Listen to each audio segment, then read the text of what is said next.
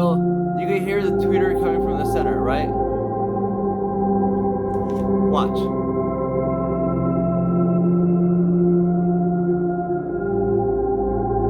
Now, where do you hear the tweeter coming from? The tweeter actually starts migrating and sounds like it's coming from here. And that's actually the way you're supposed to hear cap speakers. And that's how you achieve single point sound. I don't know how well this really works with just stereo speakers, but in real life, it's actually pretty cool to try. Just listen from the front and do this.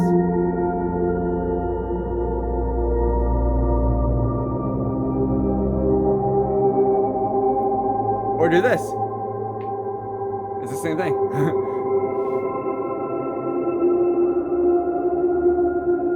So from this angle right here, you're gonna hear, and that's why this is a flare, right? When you have a flare that's facing, toward you, at any position, there's always gonna be some sort of an angle that's facing you. So if this dome is a circle and it's shooting, its rays are always going to be dispersing somewhere at you. Just like the same way that, when you shoot like a billiard ball at two 90-degree angles, it's going to end up coming back towards you. That's kind of the same principle as having this thing be a whole bunch of 90-degree angles, but overlaid so many times that it becomes a rounded parabola. And this thing's a billiard ball. So do this. You hear now, I hope through the speaker, that the tweeter now actually sounds like coming from here. And then what you do is you back up, and then it'll actually sound as if the whole entire driver is a single point sound. It'll sound as if the whole entire thing is capable of playing highs and lows,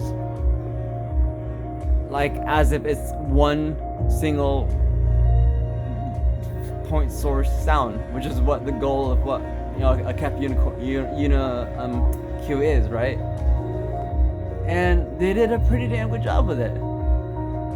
And the way they did that was they sliced the flat rim that used to create that ghost surround, and they actually replaced it with the Z-Flex to make sure that it was 100% accurate by using the fact that the tangerine waveguide and the horn would guarantee that the axial dispersion would always strike the surround.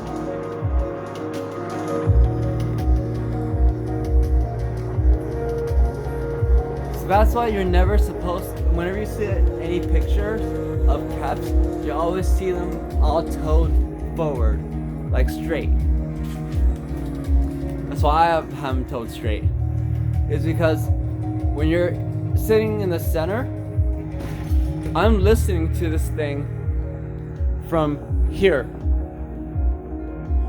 And I'm listening to this thing from here. I'm actually not listening to it from here.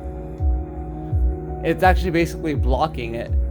This thing is way more resonant than this thing is. So, together, this thing and this thing are both actually radiating and creating the holographic image that is stereo. But what's interesting is that since this is actually a revivification of the LS35As, they actually wanted to make it as LS35A like as possible. So they made their sound very similar to the LS35As. And in doing so, they actually took a lot of time to actually tune them to make them sound like the LS35As. And that took a lot of work. And that work isn't something you can just do with a computer. It's not like a flat line where, you know, you could just pretty much have a computer make a speaker with a flat line these days, right? With the simulator.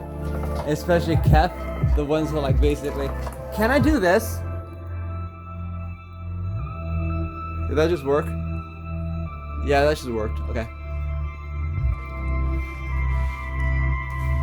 So, when they designed these, they deliberately made it so that only the driver all the way up to here would be acoustically active, and anything outside was built based off of classical principles, meaning that the baffle itself would be out of the way.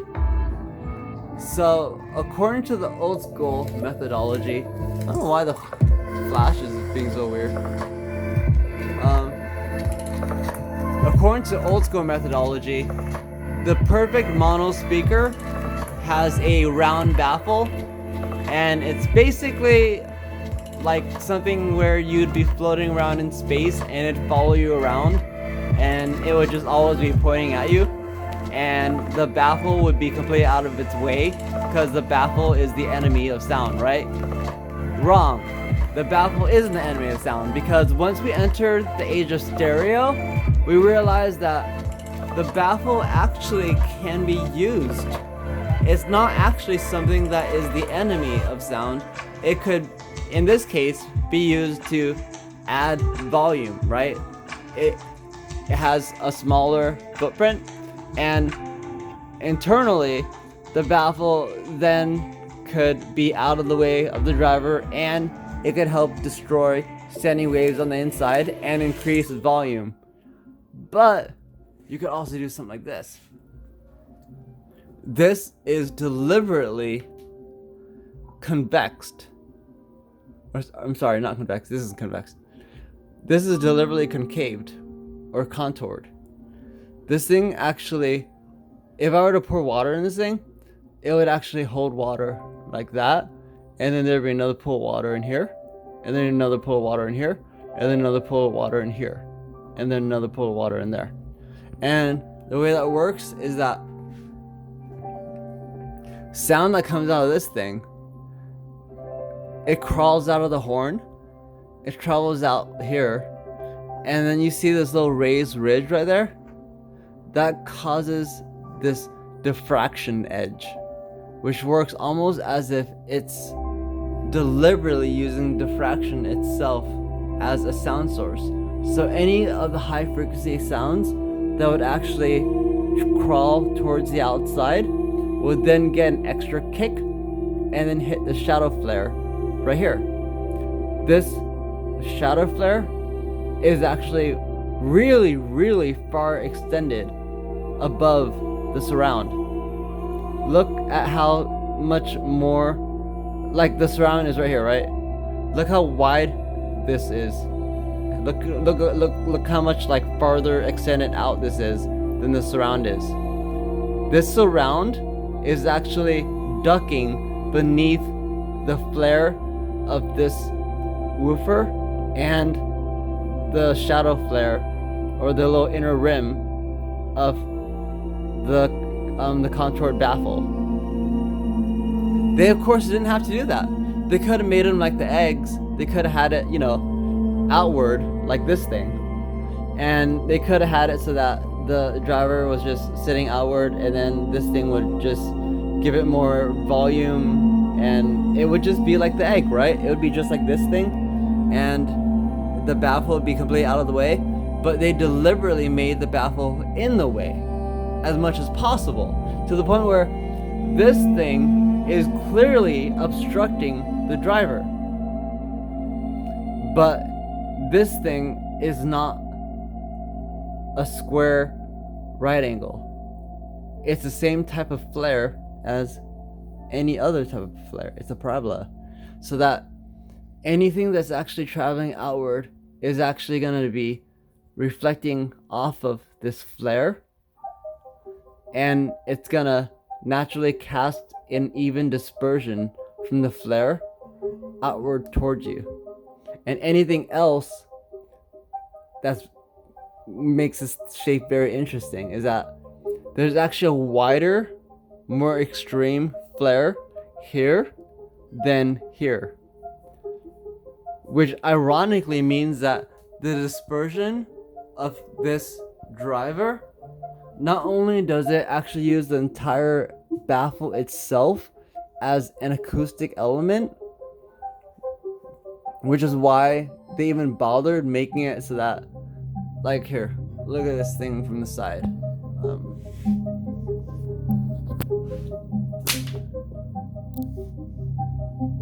That's why they even bothered making it a crescent shape. That would make sure that the sound would, first of all, it would prevent, ceiling and floor reflections, which is always good. But it would also increase efficiency, and any efficiency that would be lost to ceiling and floor would then increase sideways, because these things are meant to be pointed forward at you. If I were to fill this thing up with water, like if I lay it down on its back, for instance, and fill it up with water, and I threw a stone right into the center, what would happen? Like, imagine on your head. Would the water actually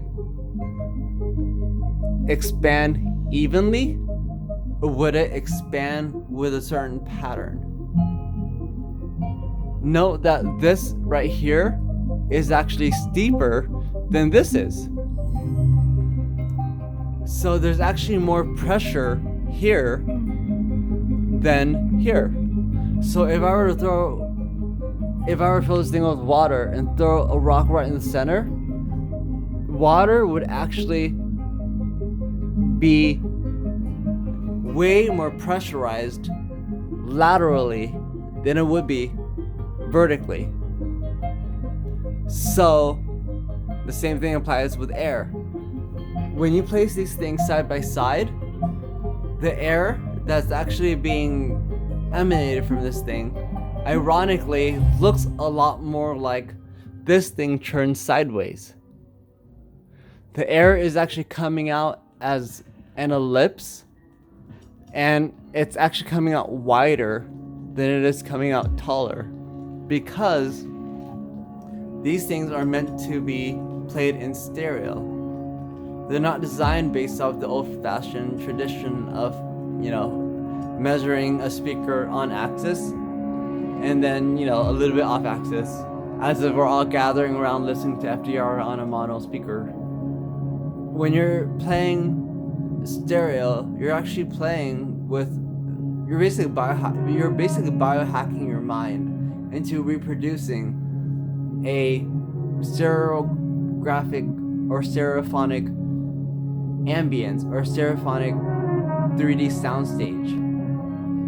Notice how out of all the senses that you have, there's only one sense that exists that you could actually focus, and you could tell whether something's in the distance, you could tell whether it's moving left or right, whether it's behind you, above you, below you, far away and heading towards you, or close to you and heading away from you, or encircling you. And you don't have to move a single muscle. There's only one sense that could do that, and that's your ears. And you could do that without moving a single. Again, you don't even have to move to do that. You could be sitting there, like in the grass, hiding, and you'd still be able to hear whether or not the guys chasing after you is the coast clear. Did they run past you or not? You could actually completely track the footsteps of the people behind you, the people in front of you, and track how many footsteps there are. That's how clear your ears are. Not only that, but in stereo, you could actually hear in 3D. There's a reason why people like Paul Wilson talk about how you need to have your speakers have enough room to breathe, and the soundstage should appear behind the speakers. Is because the soundstage actually should appear behind the speakers, because that's how you know that you're actually reproducing a 3D soundstage. Because it doesn't only appear behind the speakers. The soundstage actually appears also behind you. That's where all the ambient sound comes from. That's where the Hafler effect comes from. Within the 2-channel sound that the cross mic array creates, it actually records the ambience of the entire room, and it creates a soundstage that's 3D, using just 2 mics angled in a cross mic to simulate what a human being would be pretty much listening to if he was standing in the same position and not moving. So the mics are facing about 20 degrees apart, about the same way our ears are, angled about 20 degrees apart. And these things are actually meant to be stereographic imagers. They're designed not to be monographic speakers, but stereographic imagers that work together. So when they design these things, they design them so that they would actually be able to sprawl sound more this way than this way, anticipating that you would be facing the speaker forward, and it would need to be more efficient sideways because this speaker is also facing forward. And so of course it needs to be more efficient sideways. Otherwise, it wouldn't sum properly. And they did a pretty good job with this guy too, as far as making it so that you could tone together more, you could face them more together if you wanted to, and you could use the click track to do so, but they still do a pretty good job. They have a much more shallow unit cue, so in general the sound still does actually sound pretty much on point wherever you are. The ultra wide, they call it the ultra wide sweet spot, because the dome is so round, it's actually able to create a really wide sweet spot that allows me to sit back here and have it so that the speakers are facing this way past me, and it still sounds like they're pointing at me. While these right here have tweeters that are so flat that they might as well be like, it's almost like they cut the tops off of like a cantaloupe or something, and instead they have a much deeper flare, and that much deeper flare allows for a lot more width in its actual dispersion than this thing does. And you'll notice that the blade has the same type of design, where it has a smaller unit cue, but it has a deeper unit cue. And it uses the same trick. It uses the same baffle, where the baffle or the pod of the blade is entirely acoustically active. That's why it's shaped the way it is. It doesn't just try to ignore the baffle, it actually uses the baffle. Whereas this is using the old school style and ignoring the baffle. So what's really cool is that when you're listening between these two speakers, this speaker right here straddles the line right between old KEF and new KEF. It uses all new KEF technology, and it sounds almost exactly like the LS35As, but with more sparkle and more oomph. And they're really good for capturing type 1 type reference, where it sounds like if you wanted to hear a speech from Martin Luther King, you want to hear Aretha Franklin, you want to hear Janis Joplin, these things are gonna sound like them. These things are gonna invite them into your room. You want to hear Landslide, you will hear the grand piano, and you will hear Stevie Nicks floating in the air in between, a little bit above because they're on a stage, and you will actually hear them in your room. That's what these things do. But we actually have reached a point in time where now we don't even really have real references anymore. We have producers that chase what the average listener listens to, and that's what producers use for reference. Among the reference for what producers use are things like JBL booms, $10 headphones, car speakers, and just Alexas, whatever the heck they have. And they use classics like the NS10s just because they need to string together time, right? They want to be able to like hear what the thing they played 10 years ago sounded like through the same set of speakers, so they could reference it as a personal reference. And they also have usually a set of speakers that they kind of know, where if you were to tweak a certain thing, it's gonna change the way it sounds across everything else. That's what reference really means. There's no such thing as reference. So when what studios call reference sound is pretty much chasing the phantom lowest common denominator of the consumer. Meanwhile, the consumer is chasing reference sound. And that's that weird feedback loop that kind of just keeps speakers being made, and they keep evolving. And what really does change over time is production style. You'll notice that nothing really sounds real anymore.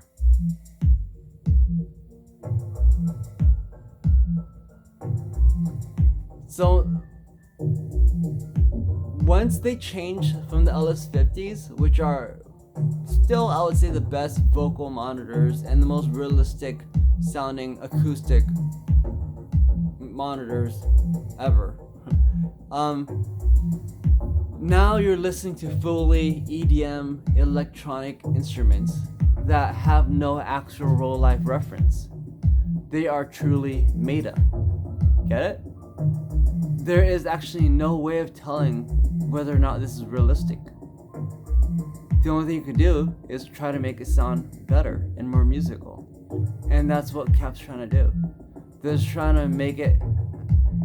We're entering an age of basically postmodern acoustics, where acoustics are no longer even analog. They're just a bunch of filters upon filters upon filters that are so far removed from the original acoustic sample that it is just all dream pop.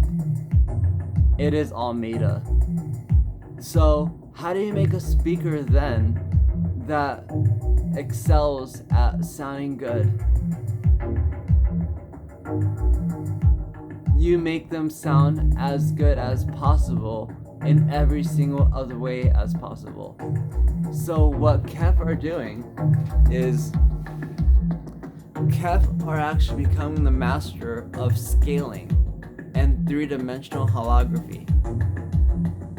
What this thing does right here, and what this thing does right here, is the first thing it does is it scales sound out this way. Watch, let me see.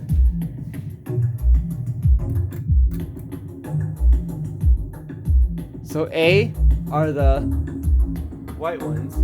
Those are the 2001 SEs. B are the LS50s.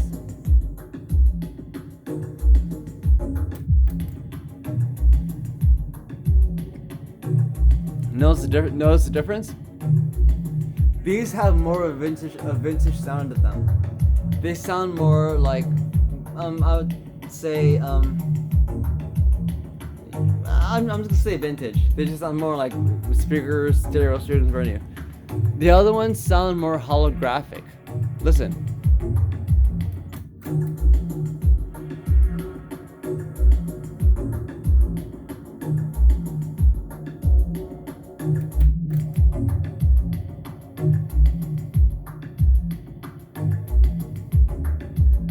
it's the same song.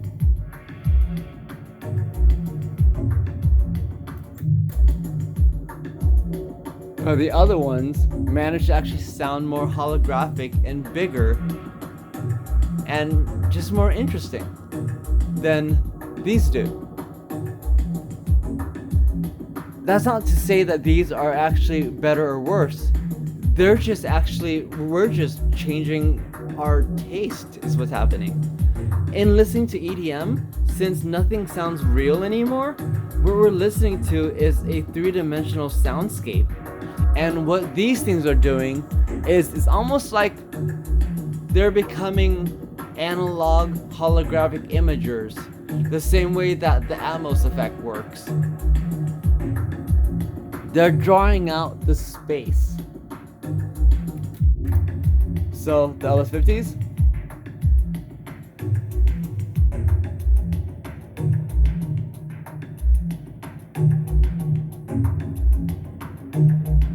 now switching to the 3001 SEs.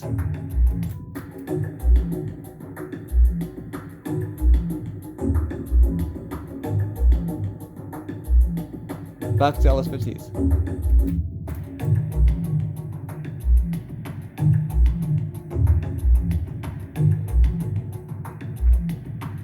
So in a way, these actually might be better for, like, you know, mastering, just because they sound more focused. But for enjoying, I actually prefer the other ones.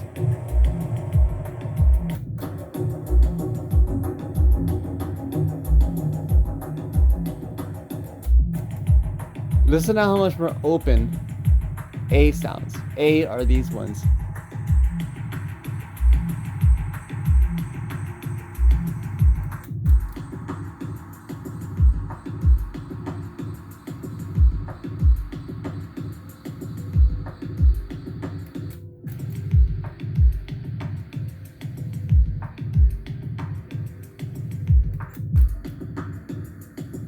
And the way it does that is, like I was saying before,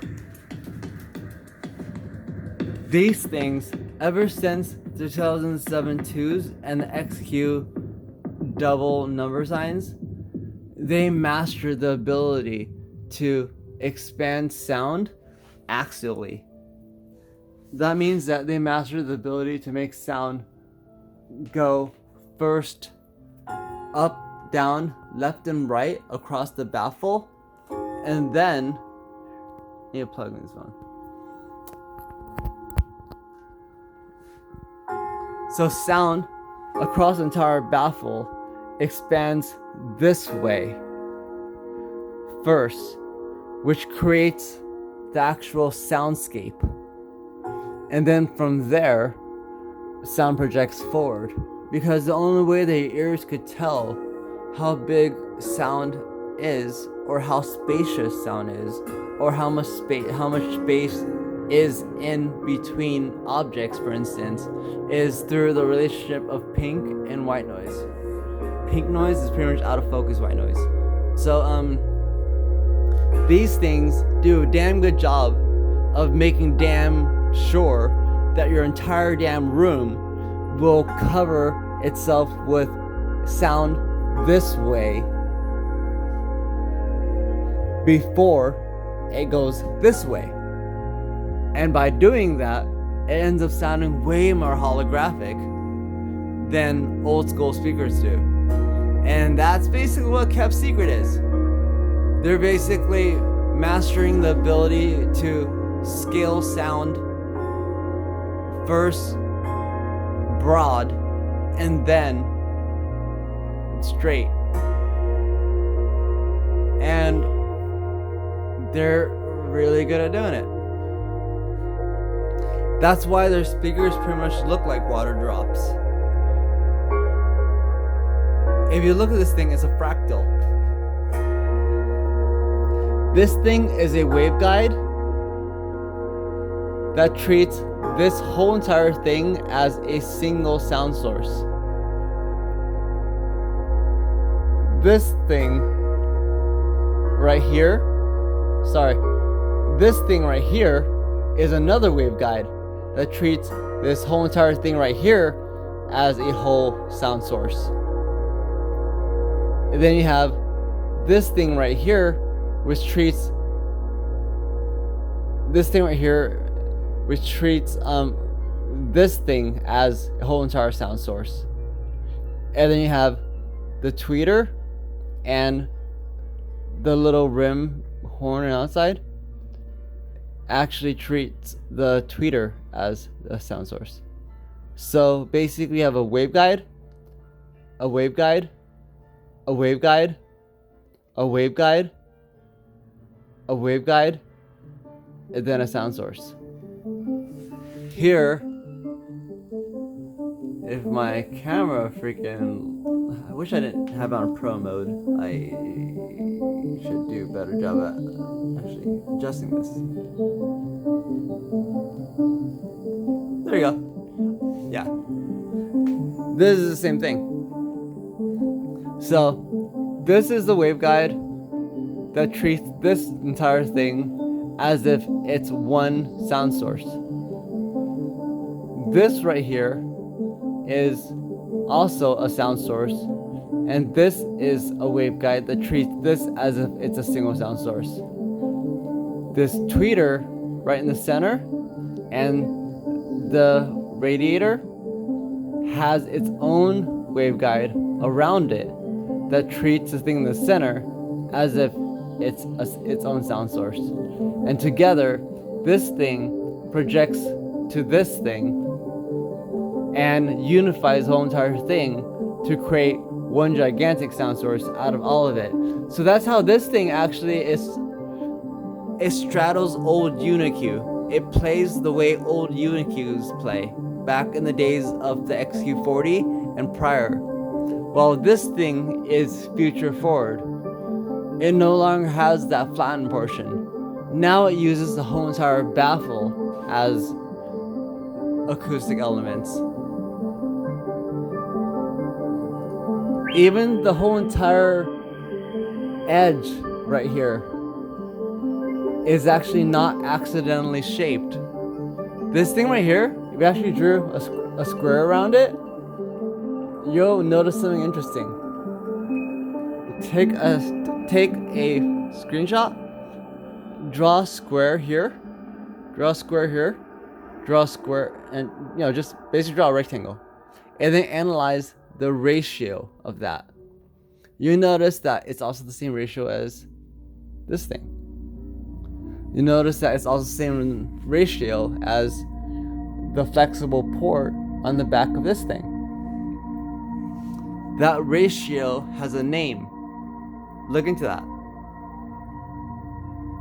So yeah, on screen right here is basically what they were working on when they first started working on the blade. This was actually the prototype to the blade, and the reason why they took it so seriously was because they were actually completely changing direction. They had to go further than just doing single point, and also music was changing. We were no longer just capturing sound that sounds realistic. We had to go beyond sound that sounds realistic. We had to make sound that sounds better than realism. And the only way that you can make sound that sounds better than realism is by actually adding a little bit more than realism. Adding kind of like a vivid mode to sound. And people like having vivid mode. If a screen is 2D and you turn on vivid mode, it actually makes it look more 3D. So if you have a sound that sounds more 2D, and then you pipe up the holography of it, it sounds more 3D. And that's more enjoyable. But what's also especially cool about it is that when you're watching movies, you actually really don't need Atmos as much as you might think, because 2D has always been holographic.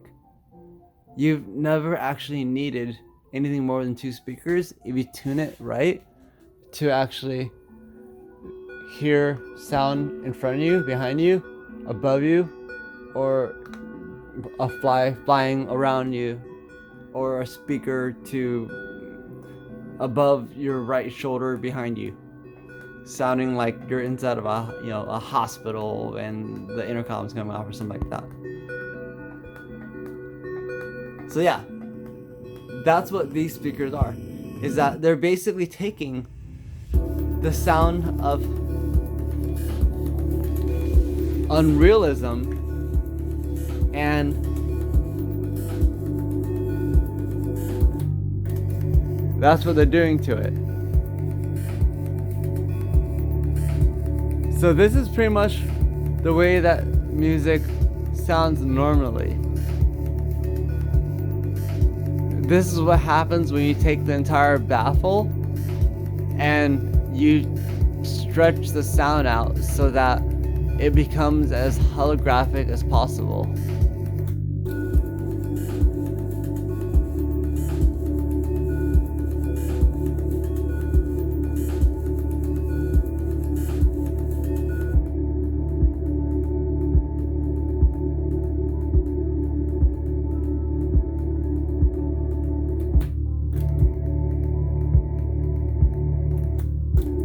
So what's really weird is that we still treat and test speakers like we live in the days of mono, and people still do these sweeps where they they actually do a test tone from the front, and then they do it again from here, and they do it again from here, and then they average them, and then you get that sweep, and then they show off how smooth that sweep is. When if you actually look at like the LS35As, their sweep looks nothing like a flat sweep at all.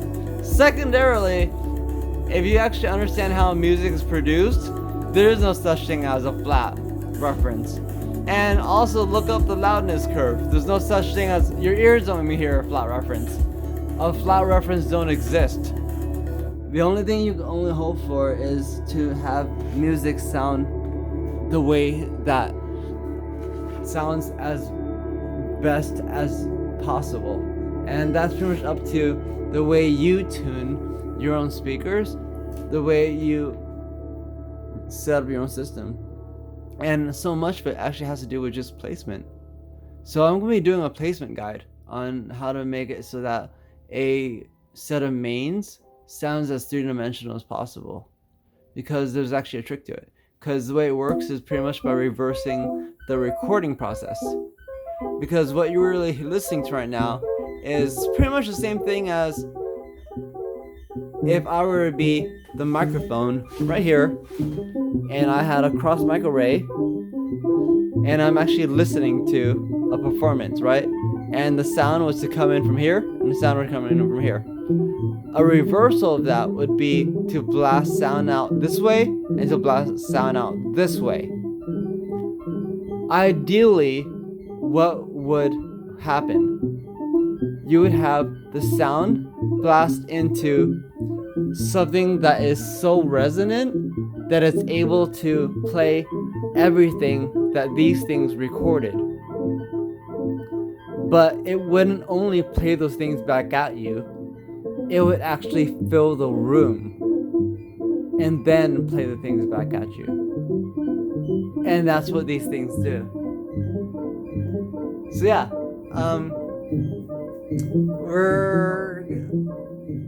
when you're selecting speakers now, and people are obsessing over like how flat speakers are, like, you know, how the Metas are so flat. Cap can make a flat speaker if they wanted to by accidentally pushing a button. Making a speaker flat is not hard. Buy a ScanSpeak, and you can make a flat speaker for freaking $15. Flatness has nothing to do with the quality of a speaker. And there's also this weird myth that we had in the past that was actually resolved a long time ago with the LS35As. If you make one speaker that tests perfectly as a mono speaker, and then you double it, you're not going to actually end up with a very good set of stereo speakers. You're going to end up with a lot of serious problems. And among those problems is you're going to end up with a thing called a crossover brightness peak. Because what happens when the transition between the woofer and the tweeter happens is that they start playing the same notes. That may be fine with one speaker and you're sitting in front of it, but imagine if you had another speaker doing the same thing. Then suddenly you have this speaker and that speaker and this tweeter and this tweeter both playing about 2.5 at the same time. And not only that, but in old speakers or other speakers, the tweeter wasn't in the center, it was on top, which meant you also got comb filtering when you moved around, which also meant when the sound filled the room and reflected off the walls, you had a boost of brightness, almost as if you had 16 speakers, or just 8 speakers, right? Because you have the reflection of the tweeter off the wall, the reflection of the woofer off the wall, the reflection of the tweeter and the woofer off the wall. So at the crossover frequency, there would always be a bump, and that's why the BBC dip was invented. It was to help ameliorate that, because it was known that in brighter rooms you would have to kind of fiddle around with the crossover and dip it a little bit, because in a brighter room, when you have the tweeter and the woofer both playing at their maximum capacity at the crossover, where they're handing over the signals from high to low, from the woofer to the tweeter, you're gonna end up with 4 speakers playing at the same time, also bouncing off all the walls in your room. And that's gonna sound very bright, and that region also happens to fall right between 2K and 5K, which is where your ears are most sensitive. It's the same range that a baby cries, same range that when that nails on chalkboards. It's that sound that is called the brightness band. And it just so happens that the crossover happens to fall right there. And so they had to deal with that by actually adding a little dip. Different people add dips at different regions, and you can still see the dip now. Even Odyssey XT or Odyssey XT32, they call it mid-range compensation. If you look at the actual reference dip or the reference plot, you'll notice that there's actually a dip between 2 and 5K, and that's why. It's making up for the fact that when you're turning up things at cinematic volumes, the sound of the tweeter and the woofer and the reflection of all the brightness of your walls are gonna make that crossover region just really bright. And so they naturally dip down that region. So if you have a nicely treated room, then you could actually buy the Odyssey app and turn that off. But otherwise, they will presume that you have a room that isn't very well treated, and they're gonna actually dip that region for you, because that's what most people actually really like. Even though you're taught you like a flat speaker, you really don't. What you really like is for music to sound as musical as possible, for stereo to sound as stereophonic as possible, and for stereo to actually sound like what the word really means, solid. We have stereoscopic vision. That doesn't mean 2D. That means solid vision.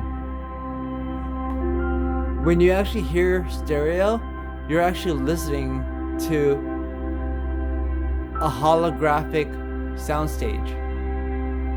Because your ears are the only things that create a constant holographic soundstage 24/7. And you can't even turn it off, not even when you're sleeping. And it's able to hear all around you. You're able to zoom in, you're able to focus, you can't turn off your ears, but what you can do is you could choose to listen to only my voice right now, or you could choose to only listen to the music. You could choose to listen to only the silence, or you could choose to listen to only the little high-pitched warble sound, or you could choose to listen to the texture of that kind of string instrument thing. All that is stuff that happens inside your mind, and that's only possible with one sense, and that's your ears. And as we're moving forward with sound, it's actually gonna get really interesting, because Atmos is not new technology. Stereo, if you listen back to the way stereo was actually advertised, it was actually very, very similar to the way they describe Atmos now. They literally said stereo is the sound of reality, because it is. Because if you were to actually take go if you have a 3DS, or if your friend has a 3DS, go play some like Metroid or something. You'll notice that out of just those two speakers, go just run around, open a door, and turn around. You'll actually hear the door shut behind you. Go around, blast some enemies. You'll hear bullets fire down from the top at you through those two little speakers on the 3DS. It only takes two speakers, because we only have two ears, to actually render a stereophonic holographic 3D image. Those speakers right there are placebo. They're not actually plugged into anything. They're actually only meant to fool my guests. They're, because like, if I were to actually not have those there, then people might actually think that I don't have surround sound. But these things are always only playing in stereo 2.2, and it sounds exactly like stereo like surround sound when we're watching movies out here. And here's the thing, we actually do have stereo sound, we actually do have surround sound. I have a projection room with Atmos, and it's not really that much more compelling. The only thing that really makes it more compelling to have Atmos is that you could sit like 6 people in there, and everyone actually gets, pretty good sound. But as far as like, having 2 people sitting on a couch side by side, 3 people sitting around here, you're actually gonna get just as good of 3-dimensional sound in a movie if you have your speakers positioned correctly and a high enough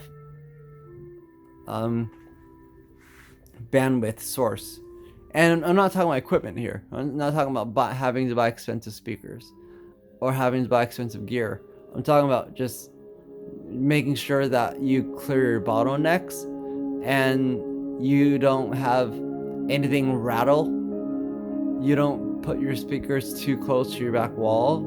You don't aim your speakers directly at you. So if that speaker was aimed directly at me, I would hear that speaker. And that would then destroy the vanishing effect. Because what the vanishing effect is no mystery at all. The vanishing effect is nothing but the restoration of 3D audio.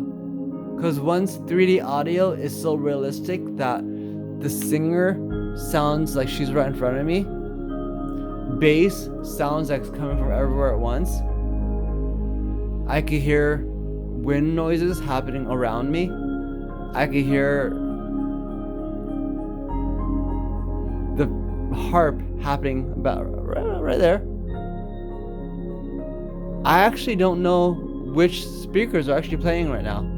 The vanishing has happened. As soon as you actually start hearing the 3D reproduction, you've actually achieved the vanishing effect.